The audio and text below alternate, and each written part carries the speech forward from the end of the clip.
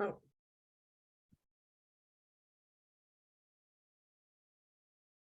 There you go. Welcome, everybody. Happy Thursday. Happy Friday Eve. We're almost there.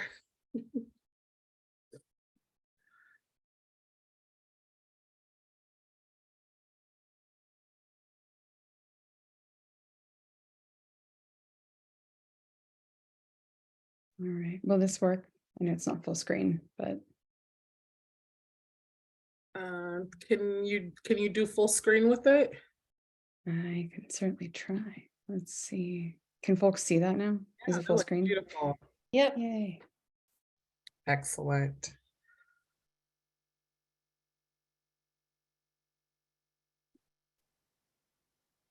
All right, let me know when you'd like to get started.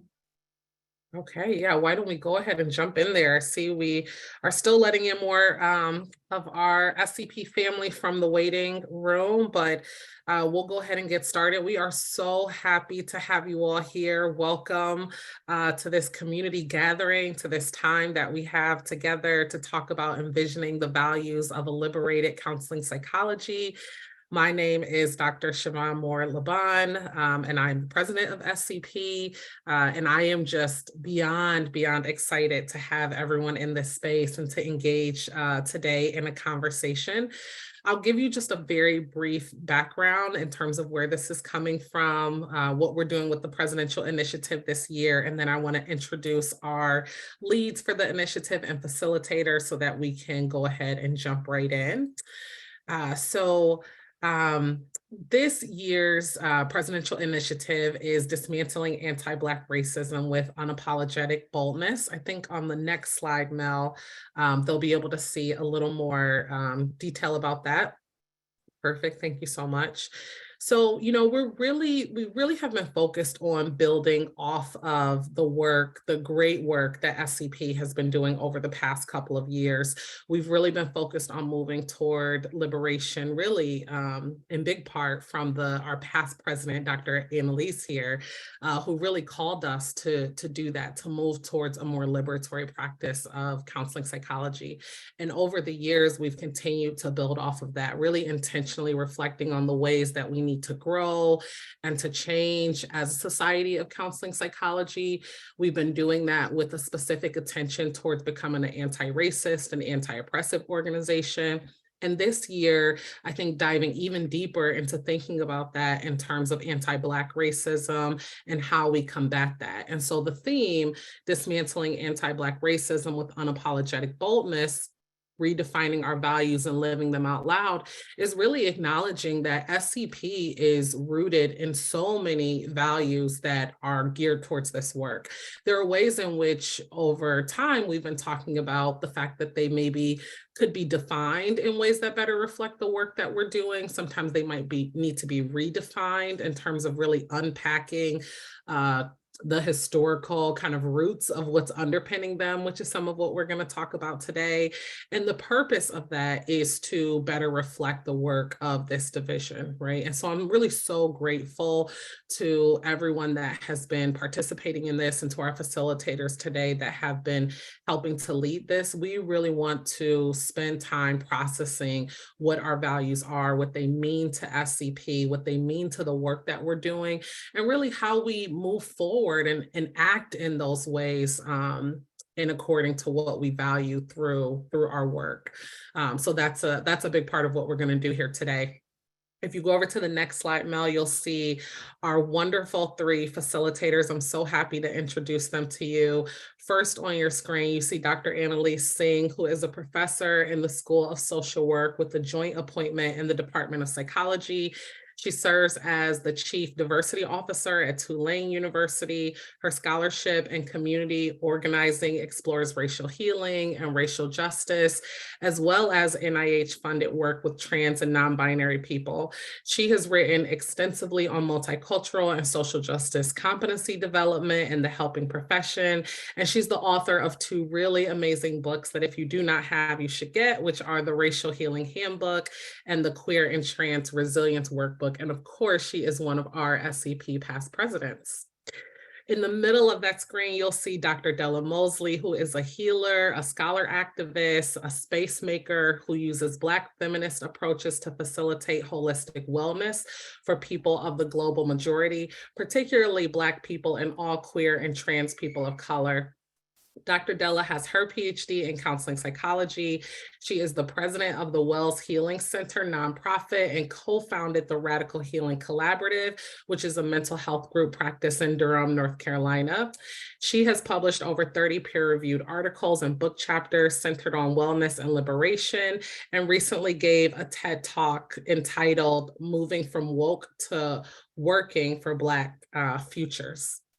And then lastly, you'll see Dr. Melanie Wilcox, who is an assistant professor in the Department of Psychological Science, Institute of the Public and Prevention Health, and Department of Psychiatry at Augusta University in Augusta, Georgia.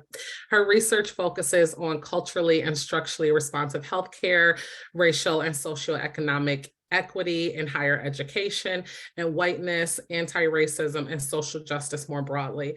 She is currently a member of APA's Board of Educational Affairs. I believe, Mel, you're chairing it. And in addition to her academic work, she is a licensed psychologist and board certified counseling psychologist and works part-time in private practice. So I'm going to turn it over to these amazing, amazing people so that they can tell you more about what we're going to be doing today. Thank you so much, Dr. Morlaban. Thank you for bringing us together. Thank you for your vision to have us come together to define and redefine our values. Thank you all for showing up for this community conversation, right? Like we can't define and redefine without each other. And so thank you for being willing to be a part of this and for helping us to co-construct. We've really visioned a process where we can engage with you all on multiple time points so that this is a collaborative process. So today we're going to go a little bit into the history and look at what our values are, what they have been, how they've been rolled out to us in the past. And then we'll do some dreaming about what we want them to become.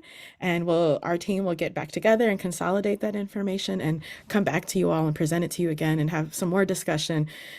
Do it again, making sure that we tighten up, hearing, what your needs are, making sure that we integrated them as best we can.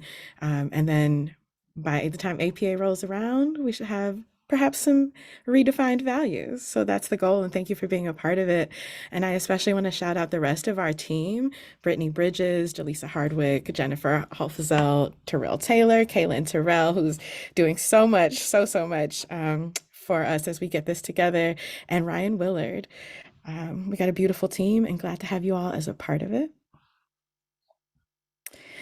So we wanted to just spend a little bit of time talking about where we've been, the histories, herstories, and T-stories that have led us to now in counseling psychology.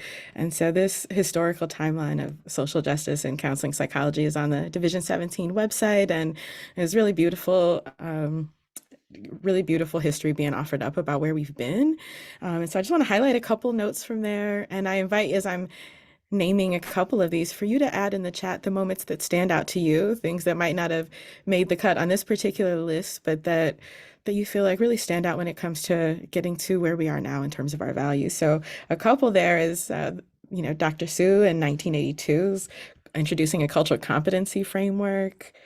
Dr. Gerstein's 1991 work with the people of Tibet and moving towards peace and their independence movement.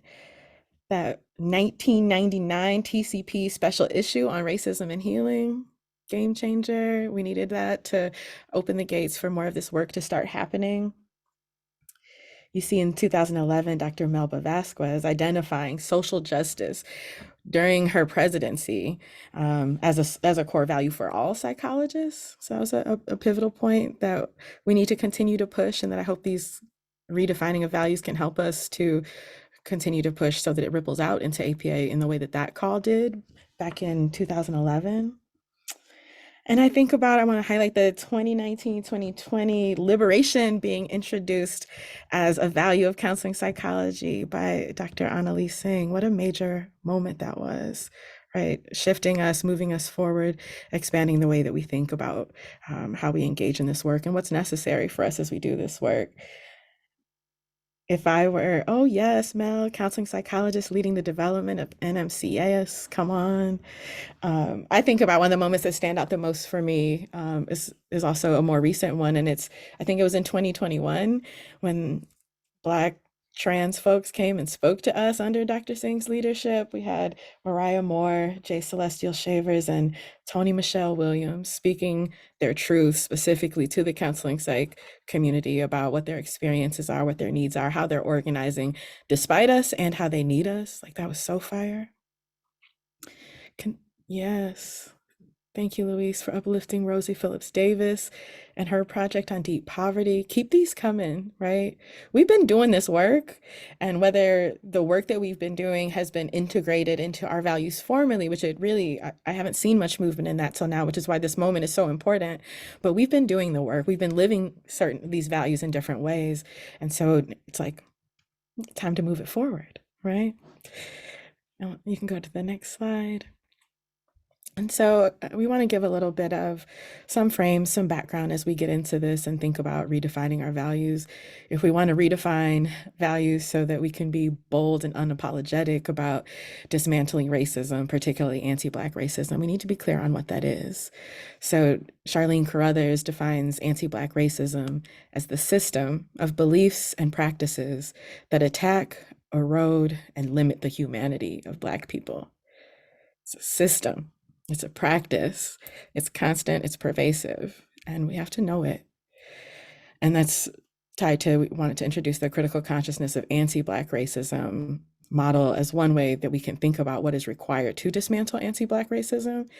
And so the steps within that model, it involves really being able to bear witness to anti-Black racism. Like, can you recognize anti-Blackness when it shows up inside you and around you?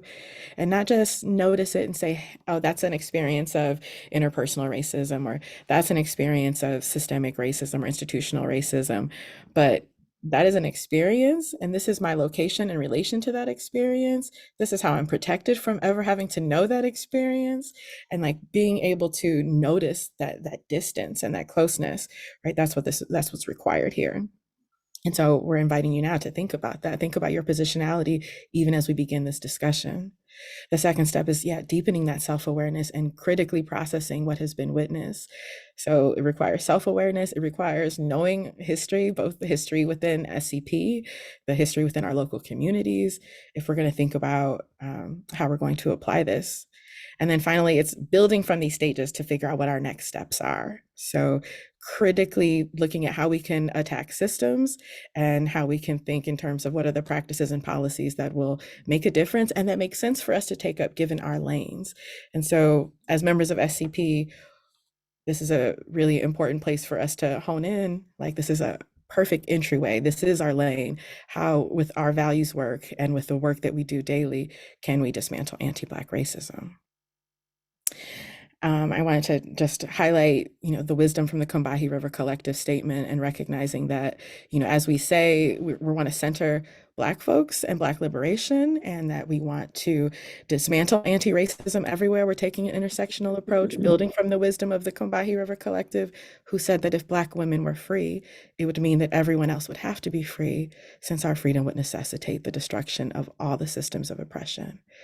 So let's think about, Tony Michelle and Mariah Moore and those folks who came and spoke to us, and create values that would make it so that our work would facilitate healing and wellness for them and other Black trans folks, disabled folks, immigrants, and others who are multiply marginalized.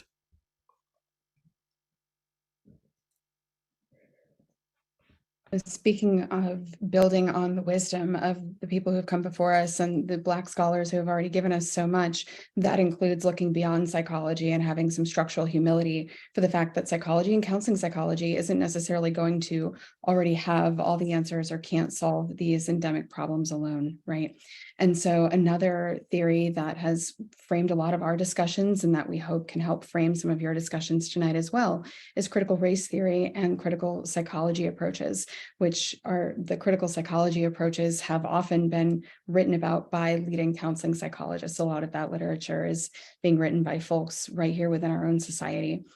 And so critical race theory began as a legal studies framework to analyze the ways in which the US legal system is really designed to support and maintain white supremacy. When the justice system, as it's so called, behaves in ways that are anti-Black, it's acting exactly as it was designed to do, right? It's a feature, not a flaw. And so there's a lot written about critical race theory and different sort of sub-theories like critical whiteness work. But they all tend to share some central tenets, and that is the idea that racism is built into the very status quo of this country and everything within it. And so that includes our giant systems, right, like the justice system, but it also includes things like the Society of Counseling Psychology, right? We have to assume that racism, anti-Blackness, white supremacy, that they are built into our very fabric, and interrogate the ways and the places with which that's true and what we're going to do about it. That epistemologies of ignorance, liberalism, colorblind racism, the idea of meritocracy serve to maintain and whitewash inequity, that sometimes our very attempts at diversity, equity, and inclusion work actually themselves serve to maintain anti-Blackness in the ways that they don't really address the problems that are leading to inequity.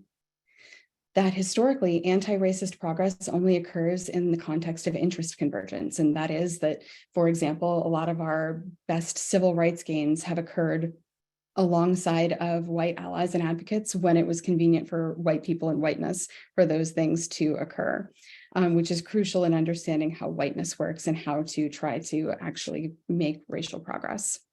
That whiteness can be understood as a profitable possession, a form of property. And I was about to say, I would argue, but this is actually straight out of counseling psychology scholarship and scholars of color, that it is therefore something that white people often seek to protect, whether they realize it or not. And that counter storytelling and accurate histories, which were often hidden from, our counter storytelling is a crucial tool for deconstructing systems of white supremacy. And so, a lot of this, like I said, is born out of the legal studies literature, but critical psychology itself has a storied history in counseling psychology. And this includes not only critiquing the systems out there, but the systems in here too, critiquing psychology, critiquing counseling psychology, critiquing our own values and the ways in which we see racism, anti-Blackness, white supremacy built into our own very fabric. Thank you, Mel. And wow, I'm still pinching myself that we're all here. It's so great to be having this conversation. I wish my counseling psych theory class had started this way, but I'm imagining that for many of us, like we're reteaching ourselves, as we kind of look at anti-Black racism and what critical race theory it really is, and remind ourselves and think about critical psychology.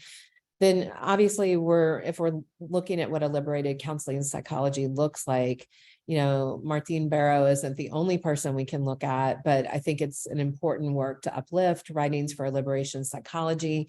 And, he very famously said to do liberation psychology requires first to liberate psychology. And there were a lot of reasons he said that. He was born in an El Salvadoran context where there was war, there was genocide, there's a lot of, the one percenters, a lot of the stuff we see now in the land we now call the United States of America. I think it's important to name that liberation psychology has strong BIPOC roots. It's also in Black liberation theology. We could have like multiple webinars on just liberation psychology itself and all the roots. But I think across all those areas, it's a critique of this Eurocentric context. For me, it always comes back to, we get taught that William James founded psychology, but that was a white guy, he just coined a term. And all of psychology and healing has to go to the continent of Africa, where all healing and all people kind of emerge from, but those aren't the books we read, right? And so, I think that was Martine Barrow and many other people's call for a new kind of psychology that has a new goal, like freedom, right? What is our epistemology? How do we define truth, right? I know we all took that as epistemology class that was like, oh my gosh, why are we doing this? felt really heady and about a lot of philosophy, but it was like, how do we define truth, right? And then practice. That's so much about our discipline that we'll see in a moment. Counseling psychology is so much, the heart of our work is practice. But the goal of like a liberated psychology would be putting an end to the roots of affliction. It goes back to what Mel was saying about, what are the actual conditions that are created, and that transformation is the goal. As we go to the next slide, sorry, y'all, but not sorry. We're going back to comps. We're going back to your comprehensive exams. I know I'm having flashbacks, and I'm dreaming of how comps can look differently in our field, but let's go back a little bit. There's so many definitions of our values, right? You'll see multiple iterations. We decided to highlight a few. If you go back to these authors, Gelso, Fretz, and Williams, how do you summarize all of our values? It's hard, but we know we learn we're about assets and strengths in counseling psych.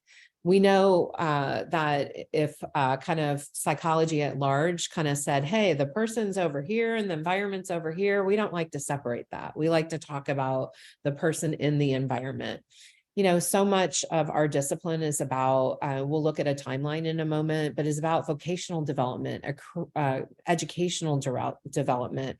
That's kind of the heart of counseling psychology in so many ways. Is we care about people's careers, what they earn, what they can access.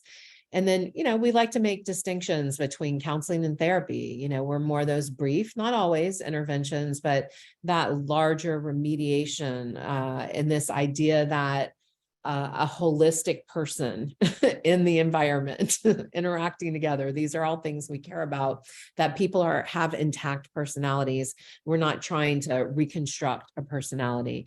And you see this image from our website, right? I mean, you can kind of see all the values that guide our work, and I'm not going to read all of these, but you can see kind of key words like potential and resilience and development, intersecting social identities, psychological assessment, potential tools of social change. And so you can kind of keep reading. We get to systemic oppression.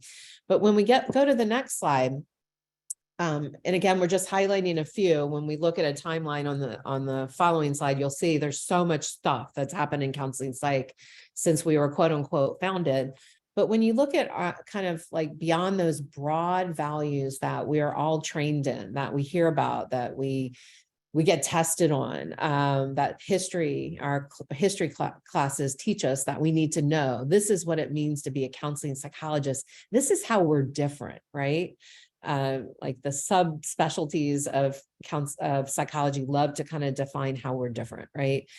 The Shield et al. Model, and you can see the other authors on this article page. In 2018, this was an initiative of Jim Lichtenberg, the president at the time.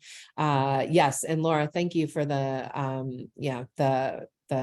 clarification on Martin Barrow. He definitely, that Salvadoran context was the one that kind of raised him up in a lot of his beliefs. And Julia, I agree. I wish my history class had been like this too. But when you look at this counseling psych model training program, it was very interesting. If you have read this article, and it's okay if you haven't, you see again, kind of siphoning down to 4 core values: growth towards full potential. Okay.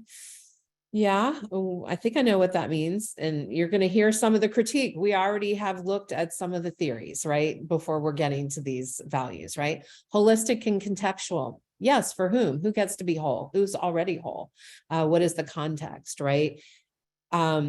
Diversity and social justice. Really, diversity? I mean, I talk about in my job, equity, diversity, inclusion all day, but if you don't have strong anti-racist roots, if you don't have a clear understanding of how to dismantle anti-Black racism, you forget that diversity was actually a word that came out of Black scholars who were long asking, begging, researching, like truth telling, different disciplines, like, hey, they were talking about a version of liberation. What diversity has come to be known as is not always what they were initially talking about, counting people. Social justice, of course, we care about social justice, but it was kind of one of the reasons we talked about liberation, is that there can still be debates in our field about, well, how much social justice? Are we doing it enough? Like, should we do it at all? And then communitarian perspective, if you're scratching your head and wondering what that means, if we were in a room together, I'd be like, raise your hand if you know what that means. It's an interesting word. It's a highfalutin word. It means basically, a person in community, that again, that person environment kind of frame. And there were 20 themes in this counseling psych model training program that were clustered into 6 clusters: counseling psych identity, we care about who we are; multiculturalism, diversity, social justice. So you start to see that broad arc. Health service psychology, we work in so many different parts of mental health and other disciplines. That developmental strengths, prevention, orientation, the science practice integration in our relationships between and within professional and community. And if you're scratching your head right now, again, it's not to critique all of these values that have been so important to us and have raised us up and have gotten us to 2023, where we can have this conversation. And at the same time, it is a critique, based on a liberation psychology perspective, a critical race theory perspective, an anti-Black racist kind of dismantling that perspective, critical psychology perspective. Is this who we really are? And who are these values for? I always kind of think about our ethics code, and I know our ethics code was written for, to protect clients and people, research participants. But I often think after I read it, I think it's protecting us. And that's what the ethics code is really about. It's a whole nother webinar. But I think we wanted to uplift kind of this counseling psych model training program as kind of the most recent iteration of like, hey, what are our values and what does it look like in training? Because is this where we want to be, and where can we launch from this point? And so the next slide is going to hurt your head. It hurt mine to put together. So sorry, it's okay. We're going to make sure the slide deck gets out here. But what we're doing in this webinar, and we're about to get into some breakout rooms and just talk to each other and do a report out. But what we've been doing so far is kind of laying kind of the seeds about, okay, how did we get to those counseling psych values? Like, what are other theories that can help us think about President Moore Laban's like presidential initiative? And so you can see on this timeline, we're using popular education, which is really a tool to help you kind of do that critique of our own discipline, to kind of think about, okay, we have these values. We have these conferences. I told you it was like bringing you back to comps exam, right? We know the date counseling psych was founded, right?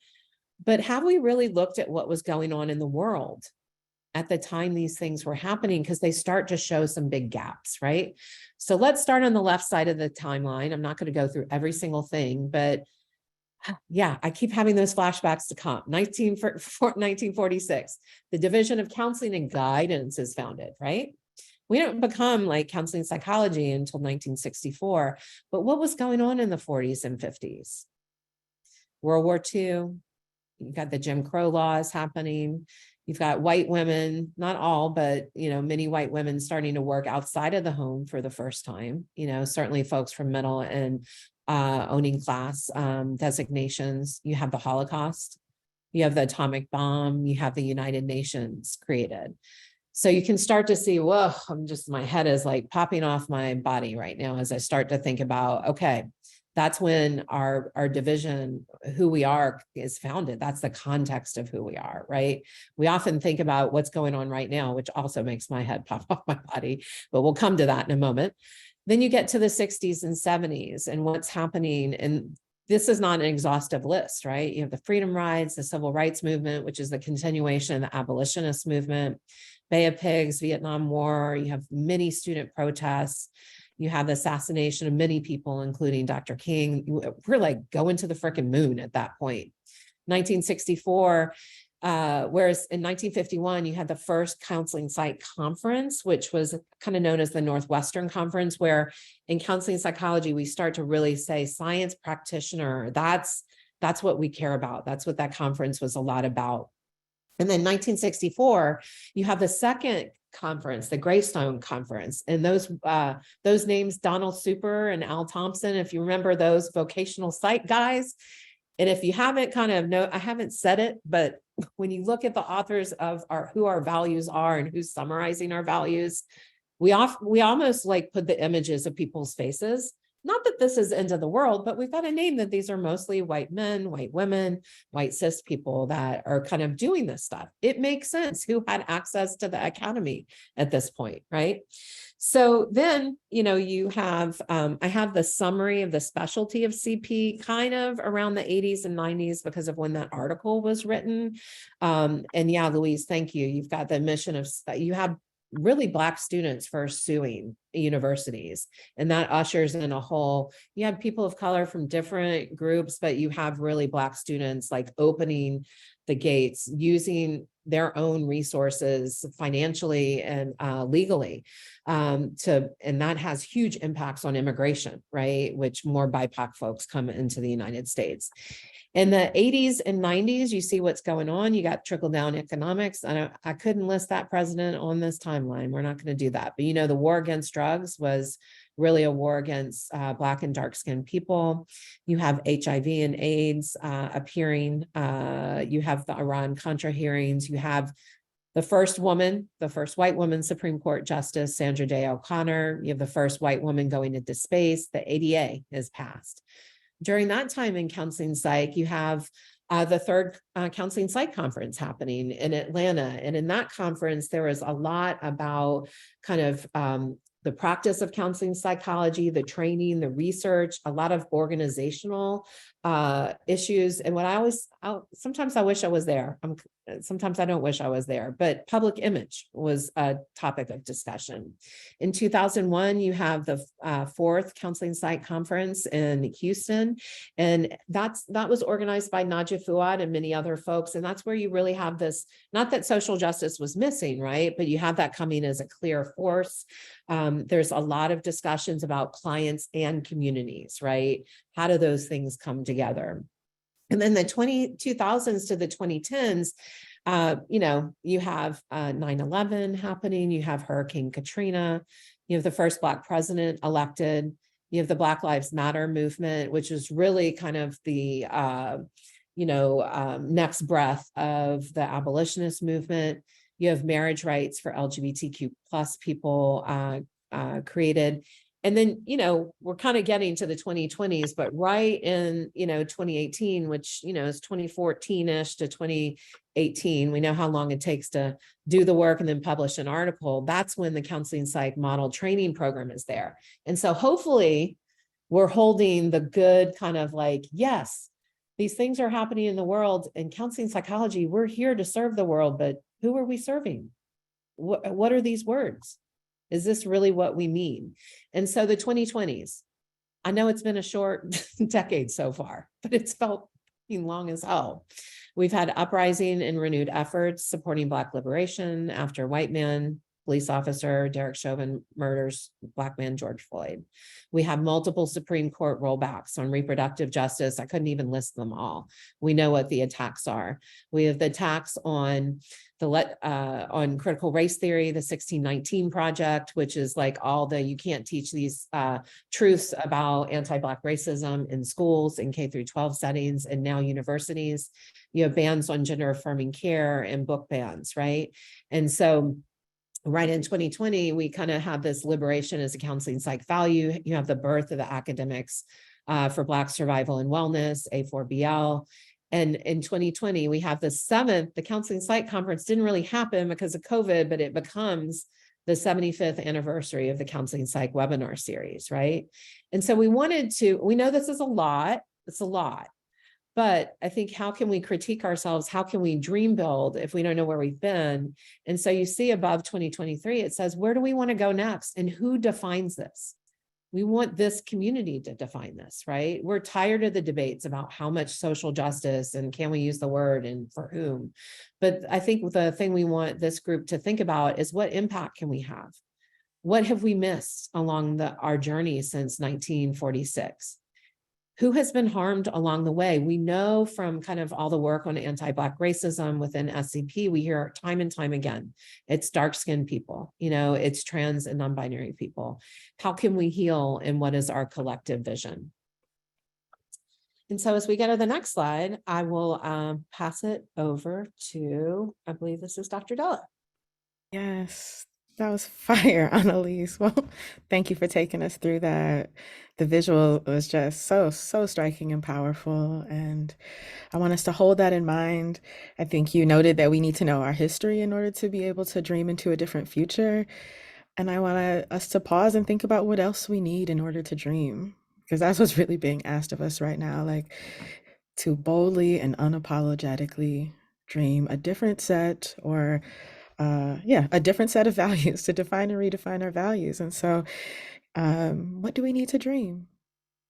It's the end of the semester. Like literally in this next moment, we're going to be going into breakout rooms and Mel's going to take us into that. But, you know, do you need a breath right now? Do you need a stretch right now? Do you need, I don't know, but take a scan, take a pause and see what's necessary, because we don't want to do what we do most of the time, right? We want to create space for expansive visioning that we don't often get the chance to do for ourselves, let alone in community, right? And so I just wanted to bring in this piece from Dr. Alexis Pauline Gumbs, who is just such a brilliant Black feminist scholar and writer. And in one of her essays, she talks about, you know, Harriet Tubman and her dream, right? Her work as a dreamer and the power of her dreams. And she wrote, as recounted in Jean Humez's Harriet Tubman, The Life and Life Stories, about a year before Harriet Tubman relocated to Beaufort, South Carolina, to work and strategize with the Union Army, she had a dream.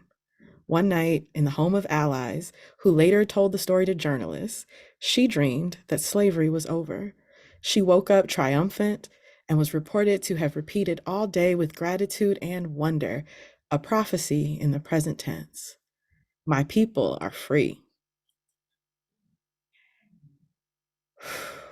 She saw it. She saw it. She named it.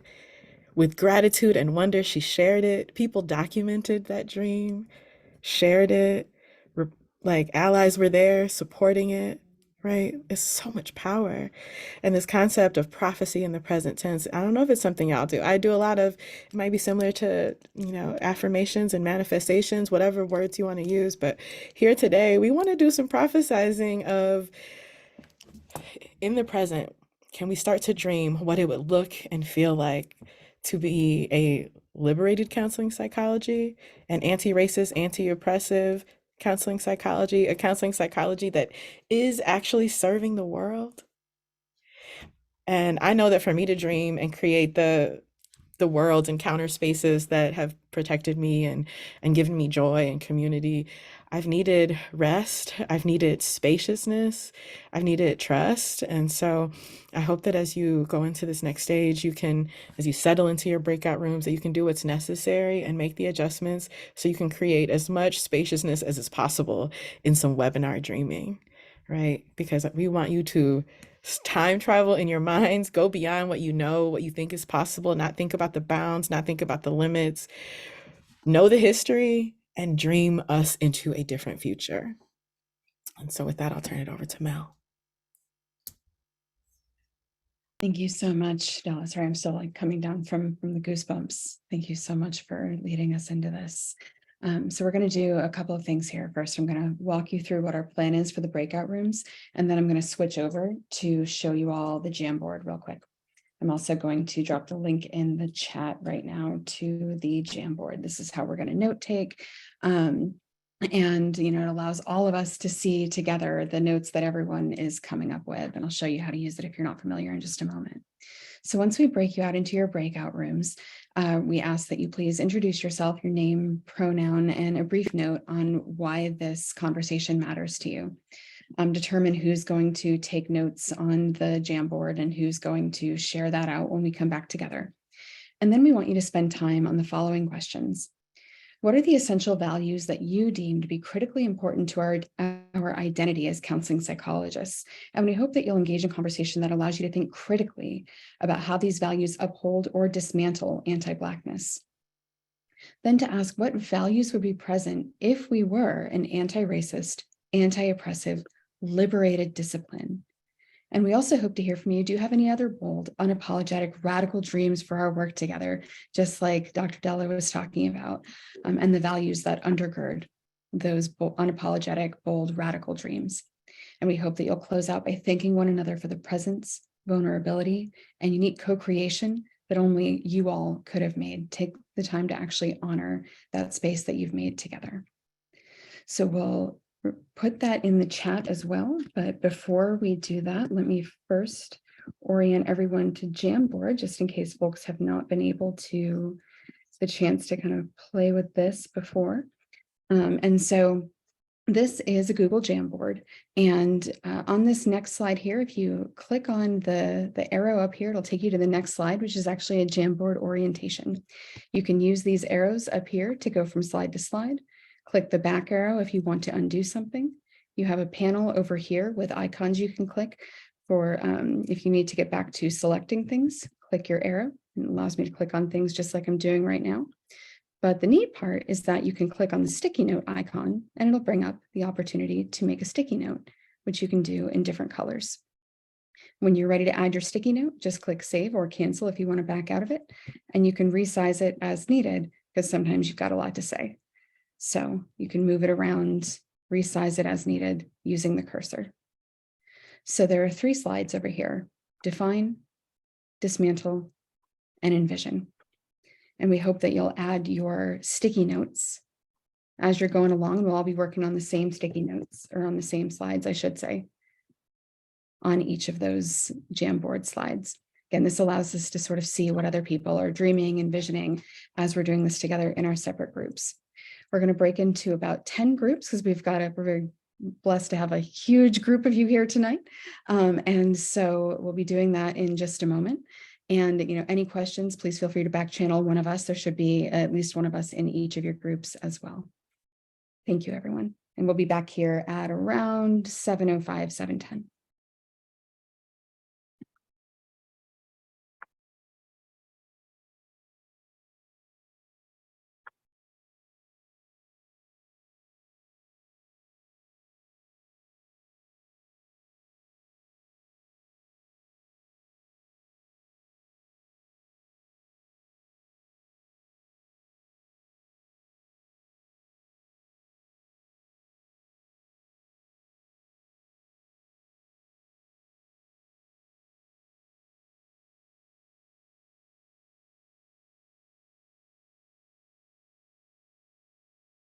Lachey, do you need some help? Oh, she got in. I love that picture of you, Mel. I'm just appreciating. I'm appreciating this lovely group of folks who are rejoining us, and my sincere apologies. I realized that the Jamboard link did not carry over into the small chat rooms, and there were way more of y'all than there were of us. So I put it in the chat now in case folks want to add their notes to it. I see some folks were doing that already, and so I look forward to seeing that even more populated. But as a reminder here, let me just pull our questions up. Apologies as I try to balance many things here. But I'd love to hear from folks, your breakout room reflections, both what came up and if you have any reflections on the process.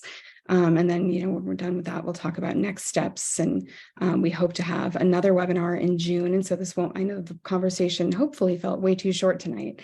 And it certainly was, but this will not be the last opportunity for us to connect. And so the time we have remaining, I think, to ask for a volunteer to tell us a little bit about your small group process and what came up for you.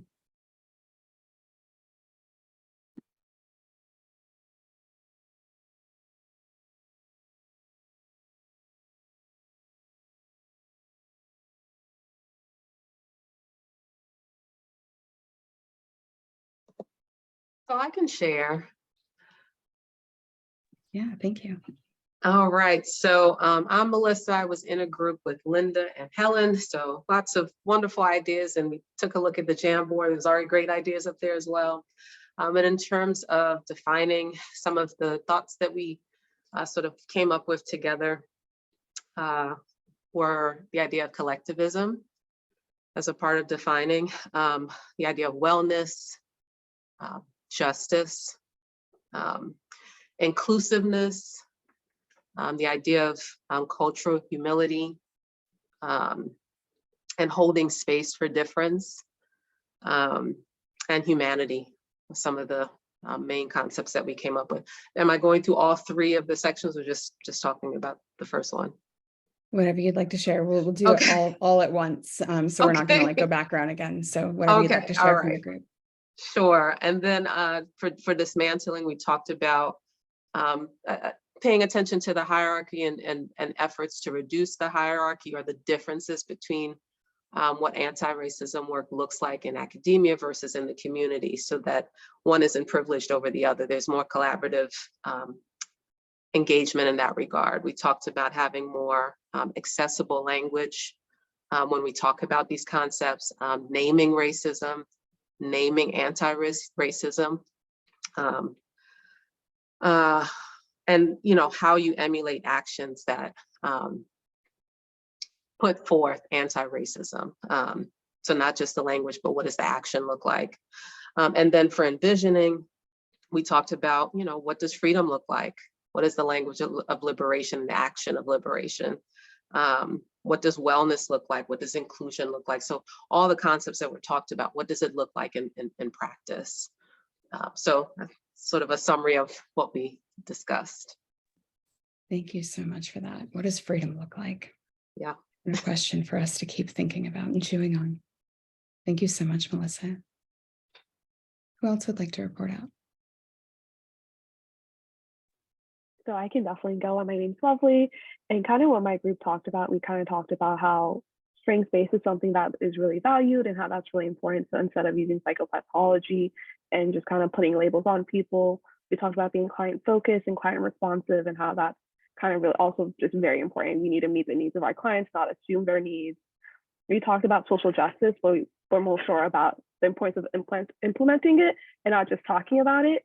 So kind of walking it like you talk it, because I think right now we have this value, and what we've seen a lot of places do is that they kind of slap this label of being social justice oriented or being diverse and inclusive. And then when it comes to application, it's not always there. And how that's kind of one of those things where we actually need to be able to do what we're talking about, and we need to see it in action.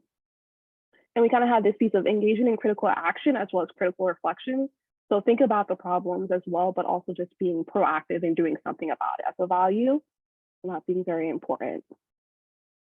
We kind of also just talking about dismantling. So being able to the willingness to give up power at times, so understanding and highlighting what powers do we have. If we're in a position of power, how can we give up some of that power to someone else to be in from the margins to come and bring them up? So passing the mic on. So putting people up in positions of power so they can speak about the issues for their community, and how can we make that change? So also we did bring up naming the systems. So I think there's a lot of systems in place, but we have to name them to be able to address them. And I think there's an importance of doing that, not only with our clients and sessions, but also in the spaces we work and the places we go, and naming them so we can also address them as well. And then with envisioning it, we also said advocacy with education. And I think that's something that gets lost a lot of times, is that we often see a lot of people do advocacy, and we see people go around with their petitions or things that they want to see changes, but they don't ever educate on why and the importance of it. And I think something that would happen is if we start talking more about the education portion of why, it becomes less of a question of when people bring up issues, it becomes also a question of why do we need to do this, or why do we have this petition, to how can we do this? And I think that's an important shift we need to see as well. Also just the accrediting boards being able to infuse this into policies. So I know we talked a little bit about what's going on and being a prison from Florida. There's a lot of concern there, but just how government or politics are trying to take away these things and these conversations. But if the accrediting boards are pushing on hey, you have to talk about this in history, these are important pieces of theory that we need to go over, how that's going to force a shift and change within the field as well. And also just being innovative and changing the whole structure, because I believe, forget who said it, but someone earlier mentioned that the system's not broken. It's working the way it's meant to. So being able to change the whole system as a whole, because it's not working. We just gotta throw it away. At this point, the same way we throw away old clothes, we also throw away the system, get something new that works and fits better. Yeah, I absolutely love that. Thank you, Lovely. And a theme that I feel one of the many themes I feel I heard in there was a lot about action. And that, I know for our group, that was something that came up a lot too, this idea of action. Who else would like to report out? I would like to report out. Please, thank you. Hello, everyone. It's wonderful to be in community with y'all today. My name is Ayala, and I was in group with Suzanne, Lachey, and Lydia.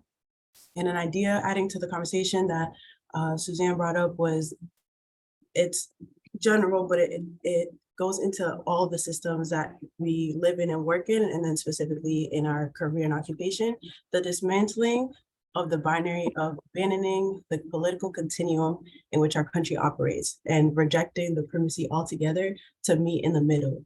So the United States has this ability to polarize us by it's either this or that. It's always and or, you know what I mean? It's never just like, we can't have two truths. It's always a competition. And speaking of competition, that was something that we spoke about in Envision, is power sharing, giving power, and the difference between competitiveness versus collaboration. Because a lot of us were competing. Most of us don't know that we still have shackles on our feet, but yet what we really all don't understand is that there are people spectating the race. That's what we should be going for, not the race.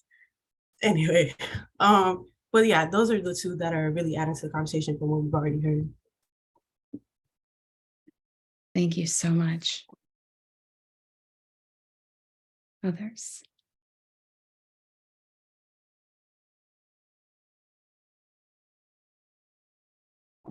I can speak ahead. out on my group. Please go ahead. Okay. I was in a group with Siobhan, Mary, and Lysandra, and we spent a lot of time talking about the dismantling piece. So I think Mary brought up a very good thought about our values of understanding the historical context, and like many people have already said, but naming the anti-Black, the anti-racist, things, policies, procedures that we see in our structure, and basically just like blowing it up. We need to abolish it. We need to start over. And then Lysandra shared a really interesting piece that I wanted to kind of quote because it's in our chat. And they talked about the envision part of envisioning a time when efforts, whether they're social justice, advocacy, those things go beyond lip service, and white counterparts do not feel the freedom to openly or covertly block, resist, and express aggression towards and debunking of the status quo. So again, that need to protect, the need to be broad in terms of diversity. We're very broad with our language. We're very protecting of the status quo. And I just thought we had a very powerful conversation about that and what that looks like for us as counseling psychologists. So yeah. Thank you. I am experiencing such an immense amount of gratitude listening to all of you tonight. Who else? Keep it going. What do we got?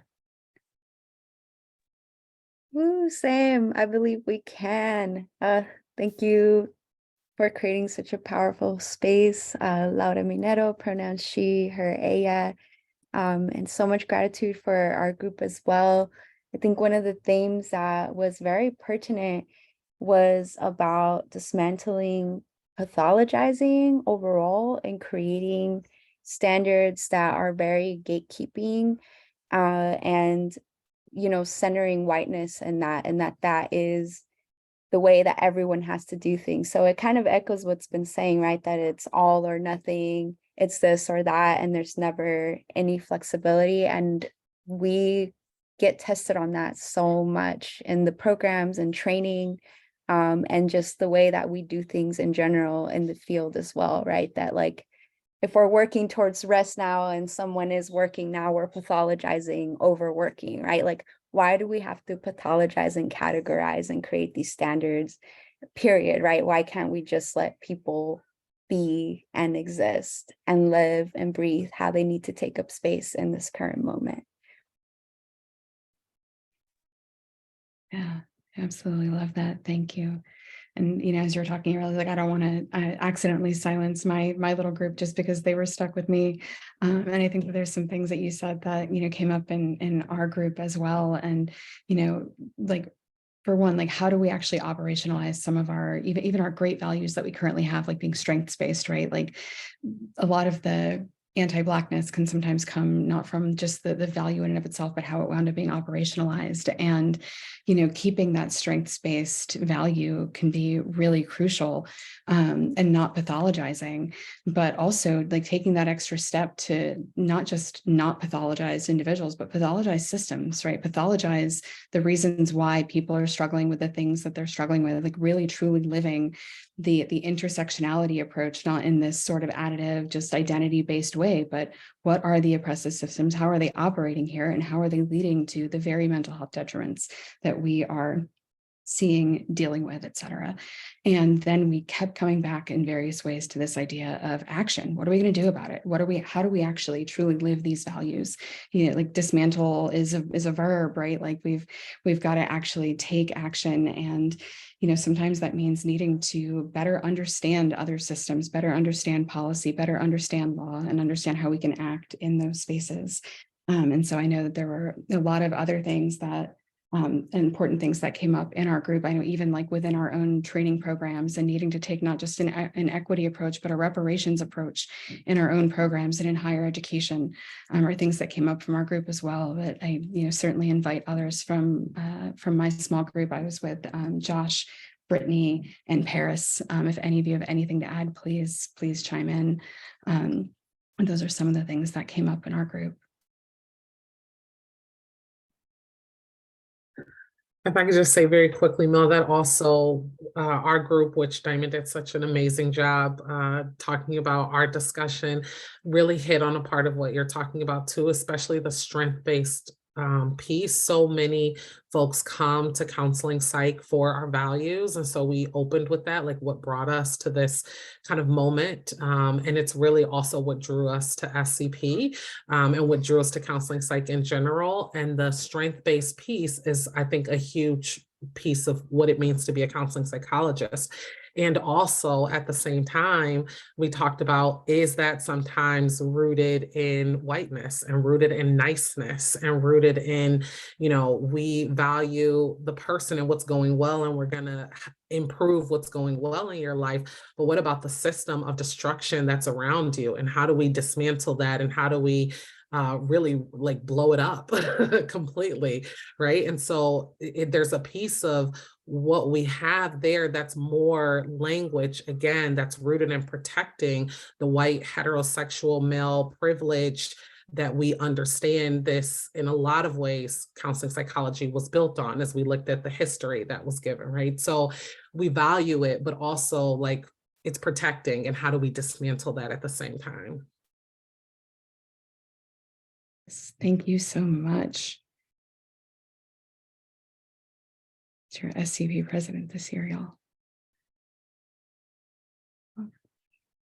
Any other report outs before we wind down for the night? I know there's way more of you than we can get to tonight, and I apologize for that, but we will have more opportunities. I can go next. Yeah, please. Thanks, Eileen. Hi, everyone. My name is Eileen, pronounced she, her. All of you have been dropping so many things tonight, so I'm going to try to just name the things that perhaps can help us continue to reimagine and to engage in action, like we've been talking about. One of the things that we were talking about was how oftentimes we really underestimate the power in relationships and community, and only think about transactional relationships. That was definitely something. And also, I think a lot of, whether it's regardless of what career stage you're in, also just really working towards like completely rejecting perfectionism, urgency, the sense of time, prioritizing rest, and while all those things continue to just deplete us. Other aspects that were also discussed under definition of the values, where is that when inner work has been happening, and has been intentional, the work that you put out there, the authenticity will carry it forward on its own. And I think a lot of the times we are so concerned and worried about how we present to other people versus actually taking a look in the mirror and paying attention to how our actions can continue to harm as well. In regards of dismantling, maybe accountability is definitely something as part of that as well. Both accountability for ourselves, accountability who we are serving, and accountability for the people that could be harming, whether regardless of intention. Other things too is, I think it was also mentioned, we have to name, as painful as it might be, the context in which counseling psychology was created and how it continues to perpetuate harm as well. And of course, we really do believe that this reimagination, the dreaming, it cannot be confined, but what academia tells us, we have to find ways to really continue to shape the systems, continue to shape institutions, because without that, we're just going to continue to, it's like reinventing the wheel, essentially. There's so much power in people who haven't had the privilege of education, for example.